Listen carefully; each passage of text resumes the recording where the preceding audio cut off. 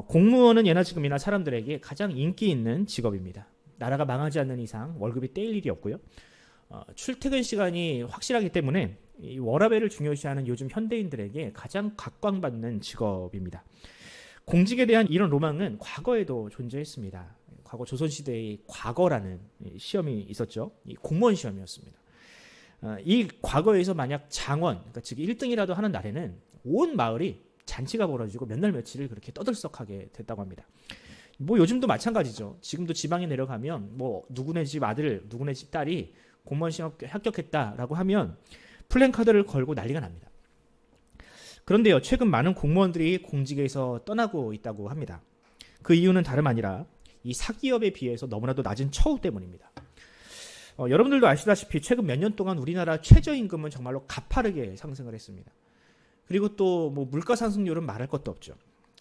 그런데 공무원들의 월급 인상폭은 최저임금 인상폭을 따라가지 못합니다. 물가 상승률도 마찬가지고요. 최근 통계를 보니 이 9급 초임, 그러니까 9급 1호봉의 이게 공무원의 월 평균 급여가 최저임금보다 조금 더 높다고 하는 통계를 보았습니다. 군대도 마찬가지입니다. 군대에서도 가장 말단에 있는 하사 혹은 소위의 이 월급도 이제 병장 월급에 거의 따라잡혔다고 하더라고요. 제가 장교로 군복무를 할 때도요, 월급이 그다지 많은 편은 아니었습니다. 그런데 상대적으로 병사들 월급보다는 좀 많았거든요. 그러니까 이게 적다라는 느낌이 거의 없었습니다. 그런데 요즘에는 간부 월급은 그대로인데 병사 월급이 200만 원이 넘어요. 병장 월급이. 그러니까 이게 정상이 아니라는 거죠. 누가 군생활을 할 맛이 나겠습니까? 그렇다고 뭐 일의 강도가 낮은가? 이 수직적인 직장 문화라든지 잦은 야근, 또 민원 이런 것들이 이 젊은이들이 공직에서 떠나게 만드는 가장 큰 요인이라고 합니다. 다들 공무원들이 다 힘들어합니다. 돈도 돈이지만 이 사명감을 떨어뜨리게 만드는 이 비상식적인 일들이 하루가 멀다 하고 일어납니다. 내년에 뭐 연봉을 뭐 3% 인상한다라고 하는데 그것만으로 이 꺾여버린 사기가 다시 돌아오겠습니까? 아무리 뭐 공직이 사명감이고 뭐 자부심으로 일하는 곳이라고 하지만 그 노력에 대한 정당한 보상, 대가를 받지 못하면 이 사기가 꺾일 수밖에 없는 겁니다. 저는 신앙생활도 그와 비슷하다라고 생각을 합니다. 아무리 신앙생활의 목적이 하나님께 영광이고 사람에게 보여주는 것이 아니라 하나님께 보여주는 이런 삶, 이걸 지향한다고 하지만 이 자신의 선이라든지 자신의 열정 이런 것들을 오히려 왜곡하고 또 이용해 먹으려는 사람이 곁에 있으면 그 열정은 금방 사그라들 수밖에 없습니다. 그럼 우리 하나님은 과연 어떠실까? 하나님은 전능하신 분이니 우리가 뭐 죄를 짓든 하나님을 몰라주든 하나님은 뭐 아무렇지도 않으신 분일까요? 뭐 실망 따위는 하지도 않는 분일까요? 우리가 회개하지도 않고 또 감사하지도 않고 오히려 하나님을 업신여기며 죄를 밥 먹듯이 지어도 하나님은 똑같은 사랑으로 우리를 대하셔야만 하는 그런 분일까요? 그렇지 않습니다. 우리 하나님은 AI가 아닙니다. 뭐 돈만 넣으면 그냥 원하는 것을 내어주는 그런 자판기도 아닙니다. 하나님은 인격적이신 분이며 우리의 행동과 말에 반응하시는 분입니다. 오늘 본문은 그런 하나님을 우리에게 보여줍니다. 자신의 백성들을 위해서 무한한 사랑과 은혜를 베푸시는 분이시지만 이 합당한 반응이 돌아오지 않음으로 인하여 슬퍼하시는 그 하나님을 오늘 본문은 보여주고 있습니다. 오늘은 본문을 통해서 하나님은 과연 자기 백성에게 어떤 은혜를 베푸시며 또한 그 은혜에 대해서 과연 우리가 어떻게 반응을 해야 하는지 한번 살펴보도록 하겠습니다. 먼저 오늘 본문이 기록된 이 스가랴서가 누구에게 또 어떤 상황에서 기록되었는지 한번 살펴봅시다. 아마 많은 분들이 이 스가랴서에 대해서 어떤 배경에서 이 본문이 쓰여졌는지를 잘 모르실 거예요. 왜냐하면 이 구약에 있는 뭐 모세오경이라든지 신약에 있는 성경들만큼 이 본문이 설교에서 다뤄지지 않기 때문에 그렇습니다. 설교자 입장에서도요, 이 스가랴서를 설교하는 것이 불편해요. 왜냐하면 자료도 많이 없고 또 본문들을 보면은 여러분들이 읽어보시면 알겠지만 온갖 환상들이 가득합니다.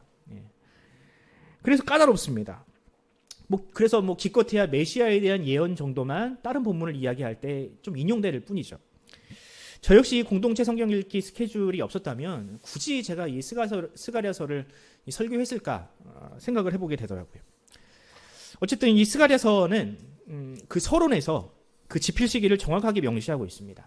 스가랴서 1장 1절을 한번 같이 읽어볼까요? 1절입니다. 같이 시작. 다리오 왕 제2년 8째 달에 여호와의 말씀이 이도의 손자 베레기야의 아들 선지자 스가랴에게 임하니라 이르시되, 여기 보면 스가랴가 다리오 왕 2년차 때에 기록되었다라고 합니다. 여러분, 이 시기는요, 에스라와 느헤미야 그러니까 느헤미야의 때가 활동했던 때와 정확하게 일치를 합니다. 이때 유대인들은 정말 청혼의 꿈을 안고 우리가 한번 예루살렘을 다시 한번 회복시켜 보자, 하나님의 말씀을 다시 한번 이 땅 가운데 세워보자라고 청혼의 꿈을 안고 예루살렘으로 돌아왔지만, 이방인들의 방해로 인해서 뭐 성전 공사라든지 뭐 성벽 공사가 다 무산되던 그런 암울한 시기를 보내고 있었습니다. 이런 유대인들에게 하나님은 선지자를 보내시는데 학계 스가랴 선지자를 보내셔서 그들을 독려하십니다. 그리고 장차 이루어질 일들을 미리 보여주심으로 말미암아 그들의 수고가 헛되지 않음을, 그들이 다시금 힘과 용기를 얻을 수 있도록 말씀으로 용기를 불어넣으십니다. 이때 스가랴는 특별히 학계 선지와는 다르게 환상, 또 구체적으로는 메시아에 대한 예언을 굉장히 많이 합니다. 여러분, 사람이 아무리 현실이 고달프더라도 반드시 이 고생이 끝나고 나면 좋은 날이 온다, 밝은 내일이 보장되어 있다라고 하면 현재의 고난을 이겨낼 수 있는 존재가 바로 사람입니다. 그런 의미에서 이 포로 후기 유대인들에게 메시아와 관련된 예언은 굉장히 중요한 큰 힘과 위로를 주는 메시지였을 겁니다. 물론 스가랴가 선포한 이 메시아에 대한 예언은 그냥 무작정 사람을 위로하기만을 위한, 위로하는 그런 메시지는 아니었습니다. 그러니까 스가랴는 과거 그들의 조상들이 지었던 죄들, 그 죄악들이 여전히 해결되지 않고 있으며 장차 오실 메시아 역시 그 죄로 말미암아 핍박과 고난과 죽음을 당할 것이다 라고 예언을 했습니다. 그러므로 지금 당장 우리가 이 죄를 해결하지 않으면 메시아의 때에서도 이 죄가 해결되지 않는다. 그러니까 우리가 지금 이 순간 이 죄를 우리가 해결해야 된다라고 강력하게 촉구를 했습니다. 그럼 이 스가랴가 외치는 이스라엘의 죄, 역사적으로 계속해서 반복되며 지금 우리에게도 여전히 해결되지 않은 죄들은 과연 어떤 것들이 있을까? 오늘 본문은 그 첫 번째 죄로 이웃을 사랑하지 않는 죄를 이야기를 합니다. 이웃을 사랑하지 않는 죄. 4절 말씀을 한번 읽어볼까요? 시작. 여호와 나의 하나님이 이르시되 너는 잡혀 죽을 양떼를 먹이라. 여기 보면 다른 선지서에는 잘 나오지 않는 표현이 나옵니다. 독특한, 이스라엘을 칭하는 독특한 칭호가 나오죠. 뭡니까? 바로 잡혀 죽을 양떼라고 합니다. 성경, 특히 구약 성경을 보면 이스라엘 백성들을 이를 때 양이라는 표현이 많이 나오죠. 하나님은 목자이시고. 근데 아무리 그래도요, 이스라엘을 잡혀 죽을 양떼라고 표현하는 본문은 없습니다. 그만큼 이스라엘 백성들의 처지가 지금 공궁하고 비참하다라는 뜻이겠죠. 이스라엘은 처음부터 그랬습니다. 그들은 처음부터 비참했습니다. 그들은 처음부터 애굽의 그 400년의 노예 생활을 했고요. 또 40년 동안이나 광야에서 방황을 했으며 처절한 사투와 전쟁을 치른 끝에 가나안 땅에 간신히 정착했던 민족이 바로 이스라엘입니다. 물론 그 이후에도 끊임없이 외세의 침략으로 인해서 고통을 받았습니다. 하지만 그런 위기 때마다 하나님은 사사라든지 또 다윗과 같은 위대한 왕을 통해서 그 백성들을 구원하셨습니다. 그런 의미에서 이 본문 4절에 나오는 이 너라는 너는 잡혀야 했어요. 너는 이스라엘 백성들을 지키고 또 그들을 바른 길로 인도해야 하는 지도자들을 의미할 것입니다. 그런데 이 지도자들은 과연 하나님의 말씀대로 그 사명을 완수했는가? 아니요, 그 지도자들은 백성들을 자신의 사리사욕으로 이용할 뿐이었습니다. 그들은 동족을 노예로 삼지 말라는 이 하나님의 계명을 어기고 사람을 돈으로 서급하는, 특히 자신의 동족을 이 돈으로 사고파는 그런 파렴치한 죄를 저지르게 됩니다. 본문 5절을 한번 봅시다. 5절을 한번 같이 읽어보겠습니다. 시작.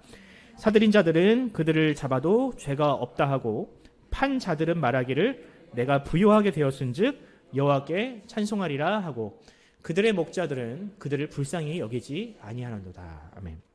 여기 보면 형제를 노예로 산 사람이 뭐라고 합니까? 나는 합당한 대가를 주고 나 샀으니 나는 문제가 없다. 나는 돈을 지불하지 않았느냐? 이게 뭐가 문제냐? 반대로 노예로 판 사람은 뭐라고 합니까? 내가 잘 먹고 잘 사는 것은 하나님의 은혜가 아니면 무엇이겠느냐? 내가 돈을 많이 벌었는데 이게 하나님이 허락하지 않으면 과연 있을 수 있겠느냐라고 자신을 합리화했다는 거죠. 여러분, 이것이 바로 과거 북이스라엘과 남유다가 하나님께 심판을 받은 이유입니다. 형제의 피가 묻은 이 불의한 재물을 가지고 그것을 가지고 하나님의 은혜로 포장을 했으니 이 자신은 물론 타인까지도 하나님을 오해하게 만들었으니 그들의 죄가 어찌 가볍다 할 수 있겠습니까? 사실은 정욕이라든지 물질을 신으로 삼고 있으면서도 입으로는 하나님을 외치면서 하나님을 찬양하니 하나님이 과연 그 찬양을 받으시겠냐라는 거죠. 이것이 바로 이스라엘의 죄이자 이 땅의 모든 죄인들이 답습하는 죄입니다. 여러분, 오늘날도 마찬가지입니다. 많은 현대인들이 이런 말을 자랑스럽게 떠벌립니다. 끝이 좋으면 모든 것이 좋은 것이다. 돈을 버는 과정보다는 결과적으로 돈을 벌었다는 사실을 중요시하고 성공을 하면 모든 것이 다 용서될 것처럼 생각을 합니다. 소위 사회 주도층이라 불리는 정치인들이라든지 재벌들 보십시오. 몸소 보여주고 계시잖아요. 정치인들은 선거철만 되면 사람들 앞에 굽실굽실하면서 한 표를 달라고 이야기를 합니다. 그리고 온갖 공수표를 남발을 하죠. 국민이 뭐 종이 되겠다느니 뭐 한 번만 봐달라더니 뭐 용서해달라더니 이제는 뭐 여당이고 야당일 거 할 거 없이 다 무릎을 꿇고 절을 해요. 그러다 선거가 끝나면 어떻습니까? 태도가 싹 돌변합니다. 그리고 온갖 불법을 저질러도 온갖 법기술을 동원해가면서 빠져나갑니다. 서민들은 반대로 어떻습니까? 마트에서 배가 고파서 물건 하나 훔쳐도요, 정말 가혹하게 처벌을 받는 것이 이 나라입니다. 여러분, 이런 공정하지 못한 세상을 살아야 하는 사람들에게 과연 어떻게 윤리와 도덕을 가르칠 수 있겠습니까? 뉴스를 보면 정의롭지 못한 사람들이 저렇게 떵떵거리며 살고 있는데 어떻게 우리 아이들에게 준법을 이야기할 수 있으며 공정을 지키라고, 법을 지키라고 이야기할 수 있겠습니까? 주가를 조작하고 수십억을 해먹어도 횡령을 해도 경제사범으로 잠깐 들어갔다 나오면 평생 먹고 살 만한 돈이 생기는데 어떻게 이것을 하지 않을 수가 있겠습니까? 사회가 이것을 용인하고 있는데 이 사회가 어떻게 건강한 사회가 될 수 있겠습니까? 여러분, 법이 제대로 집행되지 않는 사회는 몰락할 수밖에 없습니다. 하나님의 말씀과 율법을 어긴 이스라엘이 그 길을 걸었기 때문에 멸망을 한 겁니다. 그리고 제가 볼 때는 우리나라도 지금 그 길 위에 올라서 있습니다. 여러분, 교회는 다릅니까? 교회는 사회가 이 자정작용을 하지 못할 때 그것을 지키라고 하나님께서 최후의 보루로 심어 놓으신 일종의 하늘나라, 천국의 지경정과 같은 곳입니다. 하지만 오늘날 교회는 세상을 향해서 선지자적인 목소리를 내기는커녕 오히려 세상이 추구하는 성공 방정식, 그 성공의 방정식을 그대로 따라가고 있습니다. 그리고 그때는 뭐라고 하느냐? 하나님이 다 하셨습니다. 하나님이 다 하셨습니다. 언제 하나님이 그러셨습니까? 언제 하나님께서 그 성공과 그 거짓을 쫓아가라고 말씀을 하셨습니까? 사랑하는 성도 여러분, 하나님은 우리의 목자가 되십니다. 여러분들 이 사실을 믿으시죠? 동시에 하나님은 우리에게도 작은 목자가 되라고 하십니다.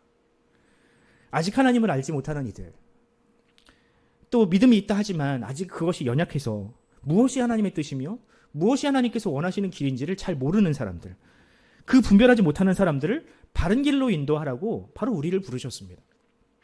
여러분, 비단 이것이 목사들만의 책임은 아닙니다. 이 땅의 모든 성도들이 그 책임을 가지고 있습니다. 여러분들의 집에 있는 이 어린 자녀들을 비롯해서 지금 여러분들이 사회생활을 하면서 여러분들을 보고 있는 사람들, 다 그들이 하나님께서 여러분들에게 맡기신 양떼들입니다. 여러분들은 과연 그 양떼들에게 과연 어떤 꼴을 먹이고 계십니까? 그들을 살리기 위해서 어떤 노력을 하고 계십니까? 우리가 우리의 책임을 다하지 못하면 양들은 배가 고파서 세상이 주는 불량식품을 먹을 수밖에 없습니다. 돈과 성공과 가짜 행복을 위해서 그 영혼을 내어줄 수밖에 없습니다. 그러므로 이 우리를 바라보는 우리 양떼들, 그 양떼들에게 좋은 것을 먹이는 그런 목자가 되기를 바랍니다. 세상이 아무리 변하고 불의와 타협하고 이기적으로 변해도요, 우리는 변함없는 하나님의 말씀을 믿지 않습니까? 세상이 아무리 가치가 변하고 아무리 모름치에 빠져도요, 우리는 하나님의 말씀이라는 진리 위에 굳건히 서야만 합니다. 여러분, 예수님께서 베드로에게 맡기신 마지막 명령이 무엇입니까? 내 양을 먹이라, 내 양을 치라 아니었습니까? 마찬가지로 우리도 목자의 마음으로 살아갑시다. 저는 요즘 그런 생각을 합니다. 우리가 적극적으로 무언가를 하지 않아도요, 시편 1편 말씀을 보면 악인들의 꾀를 따르지 않는 것, 죄인의 길에 서지 않는 것, 그 자체만으로도 복음이 될 수 있겠구나, 이 시대는. 그런 생각을 해보게 됩니다. 바라기는 저와 여러분의 삶 자체가 우리 양떼들에게 좋은 꼴이 되는, 좋은 먹이가 되는 그런 하나님의 복음이 살아있는 그런 삶을 우리가 지키기를 간절히 소원합니다. 두 번째로 이 세상이 답습하는 두 번째 죄는 바로 은총과 연합을 깨트린 죄입니다. 본문 7절을 한번 같이 읽어보도록 하겠습니다. 7절입니다. 시작. 내가 잡혀 죽을 양떼를 먹이니 양들이라. 내가 막대기 둘을 취하여 하나는 은총이라 하며 하나는 연합이라 하고 양떼를 먹였어요. 거짓 목자들이 양떼에게 거짓과 우상숭배라는 나쁜 것을 먹일 때 하나님은 이 가련한 양들을 취하셔서 그들에게 좋은 것을 먹이십니다. 그리고 막대기 두 개를 준비하시는데 본문은 이 막대기 두 개에 은총과 연합이라는 이름을 붙입니다. 그런데 여러분, 이 말씀을 묵상을 하면서 이 두 막대기 연상을 하면 성경에 어떤 유명한 한 본문이 생각나지 않으십니까? 저는 본문을 묵상하면서 시편 23편이 떠오르더라고요. 4절. 내가 사망의 음침한 골짜기를 걸을지라도 해를 두려워하지 않는 것은 주께서 나와 함께 하심이라. 주의 지팡이와 막대기가 나를 안위하시나이다. 이 말씀이 떠오르더라고요. 아마 당시에도 다윗의 이 시는 이 많은 선지자들에게 영감을 준 모양입니다. 스가랴 역시 마찬가지로 이 목자가 들고 있는 이 두 막대기를 은총이라는 이름으로 또 하나는 연합이라는 이름으로 지었죠. 그럼 여러분, 은총이는 과연 무엇인가? 은총. 요즘에는 잘 쓰지 않는 표현이에요. 요즘은 우리는 은혜라는 말을 더 많이 쓰죠. 어쨌든 이 은총, 은혜는 과연 무엇인가? 9절 말씀을 보면 이 은총과 은혜가 무엇인지가 정확하게 나옵니다. 한번 같이 읽어볼까요? 같이 시작. 내가 이르되 내가 너희를 먹이지 아니하리라. 죽는 자는 죽는 대로, 망하는 자는 망하는 대로, 나머지는 서로 살을 먹는 대로 두리라 하고. 이것이 바로 은총이 사라진 세상, 은총이 사라진 나라가 일어날 일입니다. 은총은요, 죽는 자를 죽는 대로 내버려 두지 않는 것이 은총입니다. 은총은요, 망하는 자를 망하도록 내버려 두지 않는 것이 은총입니다. 서로가 살을 먹지 않도록 그 나라에 먹을 것이 풍요롭게 넉넉하게 만드는 것이 바로 하나님의 은총입니다.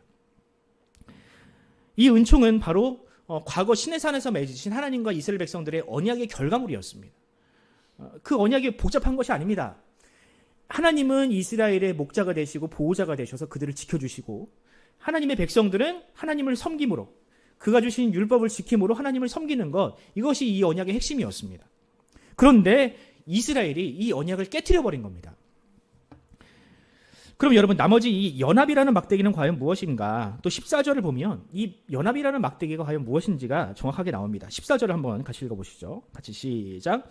내가 또 연합이라 하는 둘째 막대기를 꺾었으니 이는 유다와 이스라엘 형제의 의리를 끊으려 함이었느니라. 의리. 이 연합은 의리입니다. 의리. 이 연합의 능력을 잃어버린 이스라엘은 형제들의 의리가 사라져 버렸습니다. 예전에는 사사시대까지만 하더라도 어디가 침략을 받았다 그러면 온 이스라엘 지파들이 다 달려와가지고 그들을 도왔어요. 그런 의좋은 형제였습니다. 하지만 이제 어떻게 됐습니까? 이제는 서로 적대국이 돼서 나라가 망하고 나라가 비참해지면 반대쪽에서 박수를 치는 상황이 되어버렸습니다. 그리고 오히려 상대방을 망하게 하는 것이 지상 목표가 되어버렸습니다. 여러분, 어쩌다가 한 형제가 이렇게까지 망가져 버렸을까요? 어떻게 죽이지 못해서 안달이 납니까? 이게 솔로몬이라든지 르호보암의 정치적인 실패냐? 그렇지 않습니다. 여러분, 그들의 연합이 깨어진 이유는요, 하나님의 언약을 깨트린 결과입니다. 하나님께서 이웃사랑을 명령하시고 형제사랑을 명령하셨는데, 이것을 잘 지킬 때는, 이것을 하나님의 말씀을 잘 순종할 때는 서로를 아끼고 사랑을 했지만, 이제 그 연합이라는 막대기가 꺾어지니 이제는 서로를 사랑하지 않게 된 것입니다. 사랑하는 성도 여러분, 이처럼 은총과 연합, 다른 말로 말하면 이제 은혜와 사랑이겠죠. 저는 이것을 은혜와 사랑이라고 표현하고 싶어요. 이 은혜와 사랑은 하나님께서 그 백성을 돌보고 계신다는 가장 확실한 증거입니다. 하나님께서 돌보시는 백성은요, 죽을 것 같은 사람을 결코로 내버려 두지 않습니다. 망해야 하는데 그 사람을 망하게 두지 않는다는 거예요. 아무리 어렵고 힘들어도 타인을 향한 사랑을 절대로 거두지 않습니다. 이것이 바로 하나님의 은총, 은혜와 사랑을 간직하고 있는 바로 그 증거입니다. 하지만 오늘날 우리가 살고 있는 나라는 과연 어떤가? 과연 이 나라가 과연 그런 하나님의 은혜 아래 있다라고 여러분 자신 있게 말할 수 있겠습니까? 아니죠. 절대 아닙니다. 최근 일어나고 있는 여러 가지 문제들, 특히 이 의료 대란이라든지 또 서로를 죽이지 못해 안달이 난 이 정치 상황을 보면 이 은총과 연합이라는 이 막대기가 정말 꺾어져 버린 것 같습니다. 여러분, 의료인들은 한때 이 코로나 때만 하더라도 정말 존경과 사랑을 받았습니다. 그들은 정말 우리를 위해서 정말 헌신을 했어요. 하지만 지금은 어떻습니까? 의료인들이 죽을 자를 돌보지는 않습니다. 죽을 자를 내버려둬요. 국민들도 이제 누군가의 죽음에 이제 무덤덤해져 버린 것 같아요. 더 이상 슬퍼하지 않습니다. 응급실 뺑뺑이를 도는 일들이 이제 일상이 되어버렸습니다. 여러분, 이 문제에 가장 큰 책임이 있는 지도자 역시 이 문제를 더 이상 거론도 하지 않습니다. 여러분, 이런 사회가 어떻게 하나님의 은혜 아래 있다라고 말할 수 있겠습니까? 9절 말씀처럼 죽는 자가 그냥 죽는 대로 내버려두는 사회, 의리와 신의가 깨어져 오로지 그냥 상대를 죽이는 데만 혈안이 되어 있는 이런 사회가 어찌 정상적인 사회라 할 수 있겠습니까? 여러분, 어쩌다가 이 모양 이 꼴이 되었을까요? 많은 분들이 그런 이야기를 합니다. 투표를 잘못해서 그런 거라. 그것은요, 현상이나 증상에 불과합니다. 본질이 아닙니다. 본질은 우리가 하나님의 은혜를 잃어버렸기 때문입니다. 우리가 하나님의 말씀을, 그 언약을 깨트려 버렸기 때문입니다. 하나님께서 먼저 그 은혜를 거두신 것이 아니라 우리가 먼저 하나님의 말씀을 떠났기 때문입니다. 여러분, 돌이켜서 한번 생각해 봅시다. 과연 이 땅이, 이 나라가, 성도들이, 교회가 좋았던 때가 언제입니까? 하나님의 말씀에 죽고 못 살 때였습니다. 내 기도가 나의 가족, 또 우리 교회를 넘어서 이웃과 열방을 향할 때였습니다. 그 우선순위가 지켜질 때 정말로 좋았거든요. 교회뿐 아니라 이 나라도 복을 받았습니다. 하지만 어느새 교회가 이 세상의 지혜를 쫓아가기 시작을 하니 그것이 완전히 다 무너지기 시작을 했습니다. 여러분, 이제 어떻게 해야 되겠습니까? 어떻게 하면 예전처럼 타인의 생명을 귀하게 생각을 하고 교회가 교회다워지고 이 사회가 정상화될 수 있을까요? 지도자 한 명 바뀌면 되겠습니까? 아닙니다. 하나님께서 주시는 이 은총과 연합이라는 막대기가 돌아오지 않으면 이 문제는 사람의 힘으로 해결할 수 있는 것이 아닙니다. 그리고 그 막대기가 돌아오려면 먼저 하나님의 백성들이 하나님 앞에 회개하고 결단하는 수밖에 없습니다. 누군가 먼저 자존심을 내려놓고 이 징후의 사슬을 끊어내야 합니다. 손해를 먼저 보고 희생을 하지 않으면 이 막대기가 회복될 일이 없습니다. 물론 쉽지 않은 일이죠. 누군가는 불가능하다라고 이야기할 수 있습니다. 하지만 여러분, 하나님의 나라는요, 불가능이 없는 나라입니다. 하나님은 불가능이 없으신 분이라고 우리는 믿지 않습니다. 마찬가지로 지금 이 순간이 그 불가능을 가능으로 바꿀 수 있는 가장 좋은 기회가 아닐까라고 생각을 합니다. 바라기는 우리 믿는 자들의 이 작은 실천과 작은 희생으로 말미암아 이 사회가 좀 정상으로 좀 바뀌었으면 좋겠습니다. 주께서 꺾어버리신 그 막대기가 바로 저와 여러분들을 통해서 회복되는 그 역사가 일어나기를 간절히 소원합니다. 세 번째로 이 세상에 답습하는 죄는 은혜를 멸시하는 죄입니다. 은혜를 멸시하는 죄. 12절 말씀을 한번 같이 읽어보도록 하겠습니다. 12절입니다. 시작. 내가 그들에게 이르되 그렇지 아니하거든 그만두라. 그들이 곧 은 30개를 달아서 내 품삯을 삼은지라. 아멘. 하나님은 잡혀 죽을 양떼를 건져내셔서 그들에게 좋은 것을 주시고 그들을 살려내셨습니다. 하지만 이스라엘 백성들은 그 하나님의 은혜를 어떻게 해요? 하찮게 여겼습니다. 그들은 오히려 하나님이 아닌 다른 우상들에게 하나님께 돌려야 할 영광을 돌렸고요. 하나님의 은혜는 당연한 것, 당연히 내가 누려야 하는 것으로 여겼습니다. 본문을 보면 이 이스라엘 백성들이 하나님의 은혜에 대해서 어떤 식으로 생각을 하는지가 잘 보여주는데, 하나님께서 답답하니까 이제 비유적으로 그런 말씀을 하세요. 야, 내가 이제 목자 노릇을 했으니 이제 그만둘래. 그동안 내가 일했던 거 다시 정산해줘. 이야기를 하세요. 그때 이스라엘이 이 목자 대신 하나님께 얼마를 달아드렸다고 해요? 은 30개를 달아드렸다고 합니다. 당시 이 은 30개가 어떤 값어치였느냐?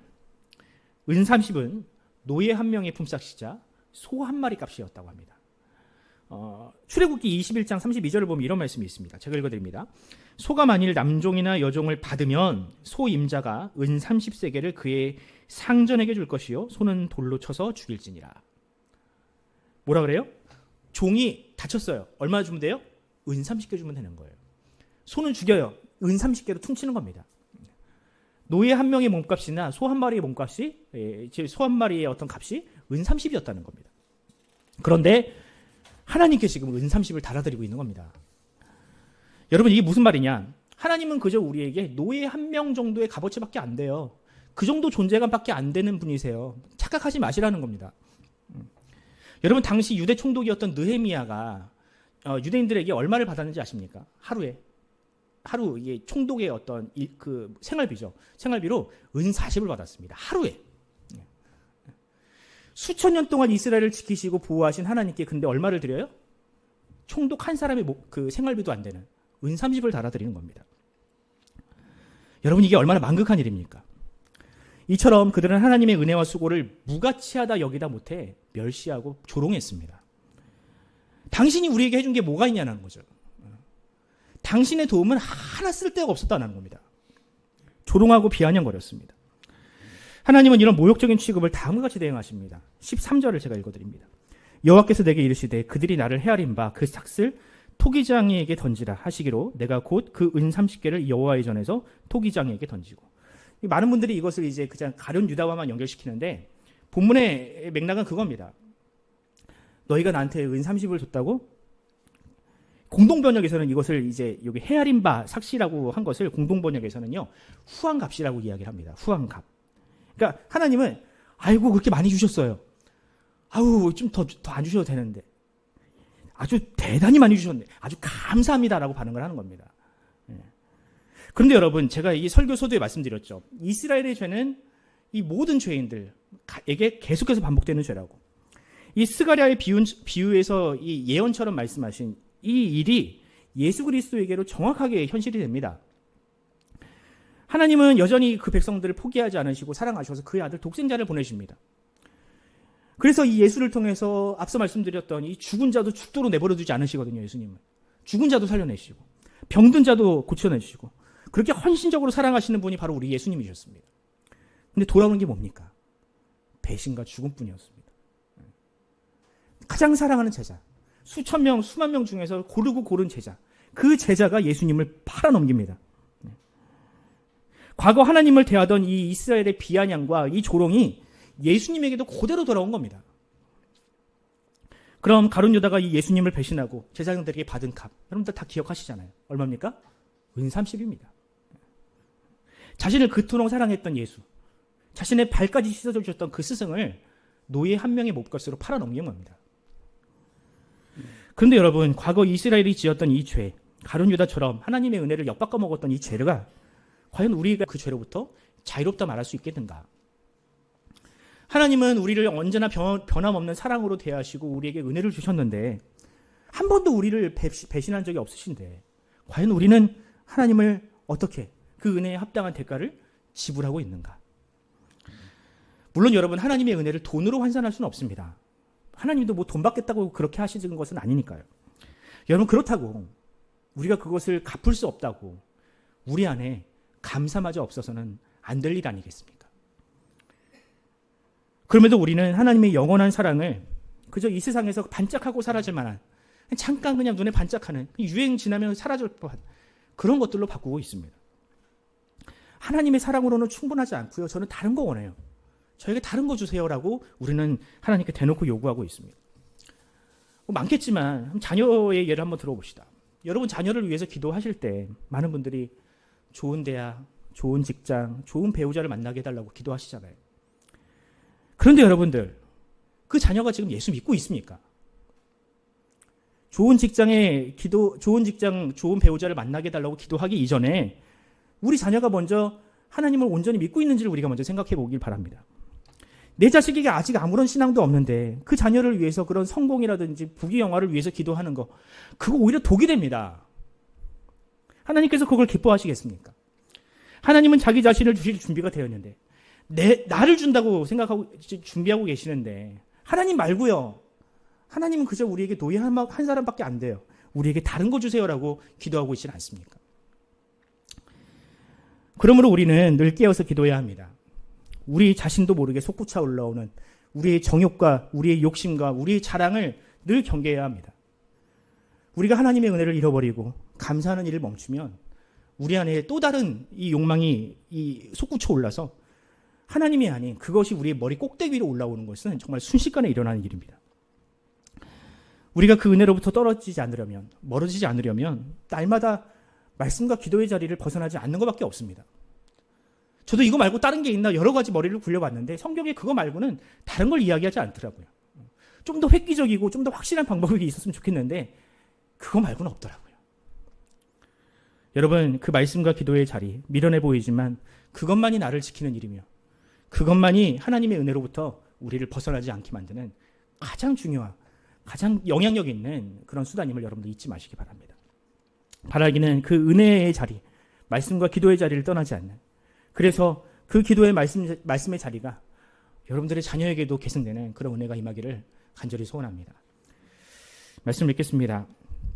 얼마 전 아내와 함께 이 아내의 지인, 그러니까 학교 동료 선생님의 그 장례식, 그러니까 그분이 돌아가신 거 아니고요. 그분의 아버지의 장례식을 다녀올 일이 있었습니다. 거기서 잠시 이야기를 나눈 일이 있었는데 그 와중에 이런 이야기를 듣고 왔습니다. 자녀가 있을 거 아니에요? 그러니까 이제 할아버지가 돌아가신 거예요. 근데 없더라고요. 그런 이야기를 합니다. 자식은 부모만큼 부모를 사랑하지 못하는 것 같아. 내 아버지가 돌아가셔서 슬프기도 하지만 행여 내 장례 일정 때문에 내 자식이 이 시험 기간인데 시험을 망칠까 봐 그게 두렵더라. 그래서 아이들에게 이 입관이라든지 반인이라든지 중요한 이 과정에 절차에만 참여를 하고 나머지 시간은 가서 공부를 하라고 이렇게 집에 들여보냈다라는 겁니다. 나도 그러면 안 되는 걸 알면서도 그게 어쩔 수 없더라라고 이야기를 하시더라고요. 여러분이라면 어떻게 하실 것 같아요? 아내랑 얘기하다가 우리 아내도 그러더라고요. 나도 그럴 것 같아. 여러분, 만약에 여러분들의 부모님이 돌아가셨는데 하필 그때 자녀들의 중간고사, 기말고사 시험 기간이라면 여러분들은 어떻게 하시겠습니까? 저도 장례식을 꽤 많이 다니는 편 아닙니까? 제 일이 그거기도 하고. 근데 생각을 해보니까 그래요. 장례식에 가면 어른들만 있지 애들은 없어요. 거의 없어요. 그때는 그냥 그런가 보다 하고 넘어갔는데 뭐 애들이 있어봤자 뭐 도움도 안 되니까. 근데 생각해보니까 부모들이 다 들여보낸 겁니다. 뭐 너 장례식에 있어봤자 큰 도움도 안 되니까 네 손님 오는 것도 아니잖아. 그러니까 너 들어가서 공부해라고 하셨겠죠. 그러니까 아무리 부모를 자녀들이 사랑한다고 하여도 이 부모만큼 자녀를 사랑하지는 못하는 어떤 그런 겁니다. 여러분, 저 역시 두 딸을 둔 아비로서 내가 자녀를 이렇게까지도 사랑할 수 있구나라는 사실에 깜짝깜짝 놀랄 때가 있습니다. 나도 그렇게 사랑할 줄 아는 사람이구나. 왜 어른들이 눈에 넣어도 아프지 않은 내 새끼라고 표현하는지 그 이유를 알 것 같더라고요. 하지만 동시에 내 자녀가 내 사랑을 몰라주거나 그 사랑에 부응하지 못하면 가슴이 미어지는 그런 경험을 가끔 하곤 합니다. 물론 그렇다고 우리 애들이 뭐 이렇게 나쁜 애들은 아니에요. 아직 덜 컸어요. 앞으로 다 하겠죠. 예. 근데 얼마 전에 그 인터넷을 하다가 어떤 하나 어머니가 남긴 글을 봤습니다. 그 자녀가 이제 공부를 지지를 안 하니까 잔소리를 좀 했대요. 어떻게 잔소리를 했느냐? 야, 너한테 들어가는 한 달 학원비가 얼마인 줄 알아? 보통 우리가 그런 말 많이 하잖아요. 공부 안 하면. 근데 이 자녀가 이렇게 대답을 했더라고요. 친구 중에 엄마가 집에서 노는 집은 우리 집밖에 없어. 다른 친구들은 학원도 다니고 과외도 한다고 라고 대답을 했다고 합니다. 요즘 애들이 이래요, 여러분. 근데 이 말을 대꾸를 해야 되는데 그 말을 듣는 순간 말문이 턱 막혀버렸대요, 이 어머니가. 그러니까 내가 집에서 노는 게 아닌데 나도 한때는 잘 나갈 때가 있었고 지금 애를 낳고 너 하나 잘 키워보려고 다니던 직장도 그만두고 그렇게 애를 썼는데 너의 눈에는 그저 내가 노는 것처럼 보였구나. 저 같으면 당장 쫓아냅니다. 네. 근데 엄마의 사랑은 또 그게 아닌가 봐요. 또 다음날 아무렇지도 않게 밥을 차려가지고 또 학교를 보냈다고 하더라고요. 네. 아마 여러분들도 뭐 이 정도까지는 아니어도 비슷한 경험, 비슷한 상처를 받으신 일이 있을 겁니다. 네. 네. 자녀가 무심코 던진 말 한마디가 비수가 되어서 가슴에 꽂히신 분들이 분명히 있으실 거예요. 피가 철철 나면서도 그 자녀를 향한 끊을 수 없는 사랑 때문에 그 상처를 그냥 감싸 안고 반창고 하나 붙이고 아무렇지 않게 살아가시는 분들이 분명히 있을 겁니다. 근데 여러분 그거 아십니까? 그 자녀들의 작은 말 한마디, 상처를 받고 또 작은 변화에 기뻐하는 이유가 뭐냐면 여러분들이 자녀를 사랑하기 때문에 그렇습니다. 여러분 사랑하지 않으면요, 이런 말 들으면 손절하면 그만입니다. 만약에 여러분들이 교회나 어떤 사회에 나가서 그런 이야기를 들었다고 생각을 해보세요. 그 사람 다시 보겠습니까? 당장 손절하죠. 그런데 우리가 자녀를 너무 사랑하기 때문에 아무 무의미한 그 말에도 상처를 받고 또 그 상처를 아픔을 느끼면서도 살아내는 겁니다. 여러분, 우리 하나님도 마찬가지입니다. 하나님이 자기 백성들에게 거의 환대를 받으신 적이 없어요. 언제나 하나님은 그 백성들에게 배신을 당했고요, 멸시를 당했고요, 외면을 받았습니다. 그때마다 하나님은 화를 내시고 서운해도 하시지만 결국에는 다시금 그 백성을 용서하시고 받아주시는 분입니다. 예수님을 이 땅에 보내실 때 마찬가지였죠. 자기 백성들에게 정말 지극한 헌신을 보여주셨지만 주다 이제는 자기 생명까지 내어주시는 분이 우리 예수님이셨지만 그 백성들은 그것을 감사하지 않았습니다. 환영하고 기뻐하지 않았습니다. 오히려 두들겨 패고 십자가에 못 박아서 하나님을 보라는 듯이 하늘에 그 언덕에다가 십자가에 매달아서 그냥 하나님이 보라는 듯이 매달아 버렸습니다. 물론 하나님도 그렇게 될 거라는 걸 아셨죠. 예, 그렇게 될 수밖에 없다는 것을 아셨습니다. 하지만 어떻게 합니까, 여러분? 알매도 불구하고 그렇게 멸시와 모멸을 받을 것을 알매도 불구하고 멈출 수 없는 것이 바로 하나님의 사랑인 거예요. 늘 배반을 당하면서도 그래도 여전히 하나님이 그 백성을 사랑하는 것이 그 하나님의 사랑이라는 본질입니다. 바로 그 사랑이 저와 여러분을 향하고 있다는 사실을 믿으시기 바랍니다. 사랑하는 이들을 죽어야 하지만 죽도록 내버려두지 못하는 하나님의 사랑. 망해야 마땅한데 망하지 못하도록 내버려두시는, 망하지 못하도록 지키시는 하나님의 사랑. 바로 그 하나님의 사랑이 우리를 향하고 있습니다. 이웃을 사랑하지 않고 하나님의 은혜를 가볍게 여기면서 오히려 조롱을 당할지라도 하나님은 결코 우리를 포기하지 않으시는 그 사랑으로 우리를 대하고 계십니다. 이제 우리는 그 사랑에 눈물로 반응할 차례입니다. 그 사랑에 삶으로 대답할 차례입니다. 내가 이런 사랑을 받고 있다고, 그 사랑이 나를 향하고 있다고, 그 사랑이 나를 이처럼 바꾸어 놓았다고 세상 앞에 자랑할 차례입니다.